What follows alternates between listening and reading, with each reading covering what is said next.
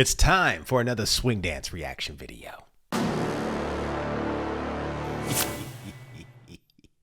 Make sure you subscribe below so you don't miss any of my big fat bloated opinions about everyone's dancing. Big thank you to the Patreon supporters for supporting this channel. It takes a lot of work to make all of this content stuff, so thank you. Don't forget, if you want to get access to my entire swing dance catalog and receive my personal coaching, check out the benefits of becoming a Street Smart Swing member in the description below. Now, we are going to be taking a look at an open Jack and Jill performance at ILHC Europe 2022. I'm excited to see fresh new faces, and I want to see some really unique leaders and followers. After watching this clip, I am going to give you who I feel is the winner of this competition, my favorite leader and my favorite follower. So let's get right into this. So we're going to warm up and get a little bit comfortable, okay? All right, so let's cuddle up, Elena.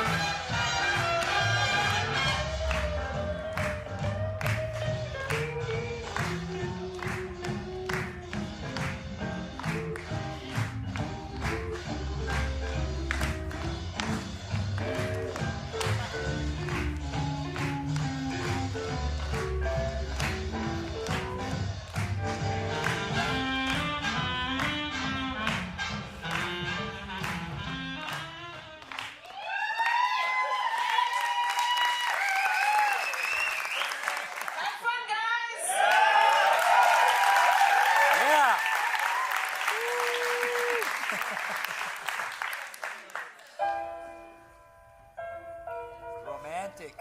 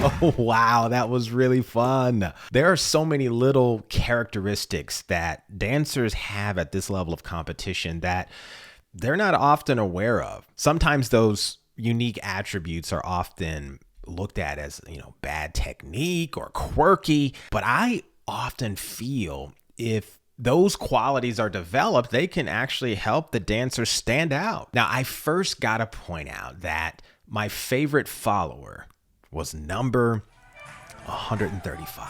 She was so dynamic when it came to controlling the art of following and improvising with beautifully timed syncopations. Her syncopations were just so light and authentic, and they helped me see her personality if she was doing solo dancing. Her slow set was very impressive because it takes a lot more discipline at this tempo to be able to improvise while, following at the same time. And a lot of followers have a hard time with this. They either end up semi-leading in order to make those movements happen, or they embellish the ideas way too much at the expense of their partner. I really enjoyed seeing how her faster set highlighted her prominent qualities of just controlling the technique while doing fancy footwork. She is so dynamic and altogether my favorite follower in this presentation. Now, my favorite leader was very tough to eventually decide because it came down to what I value at this level of a dancer's journey. And for me, having underdeveloped creativity and musical sophistication is slightly more valuable than just technical maturity. Don't get me wrong. It's very impressive when you can see, dancers at this level control the technique very well. But I don't feel like this is the biggest challenge today, since we have so many different teachers and classes available for people to learn. What's more rare is having a fresh idea. And I'm a little bit more lenient toward those fresh ideas that are even underdeveloped because they tend to be more valuable over time than just being good at the technique. With all that being said, my favorite leader was number 87. I really liked how he showed the audience what he hears in the music. His syncopated musical style provided a glimpse of what he's going to be like at an even more advanced level in the future. These are the kinds of raw materials I like to look for that tend to be more powerful in terms of expanding the dance creatively over time. Even his fast set showed me a lot about his musical personality. Overall, he was my favorite leader. Now, what's weird is I think the ideal couple in about 3 years or so would be the two dancers I've picked in this video. I can see how number 87 might have some really cool syncopated ideas. I also see how, 135 could embellish those ideas with fantastic technique and a mature ability to know when and when not to move. They could really be the next big thing. Who were your favorite dancers in this competition? Let me know in the comments section below. Now, if I don't see your comments below, hopefully I get a chance to help some of you in my community online. Take care.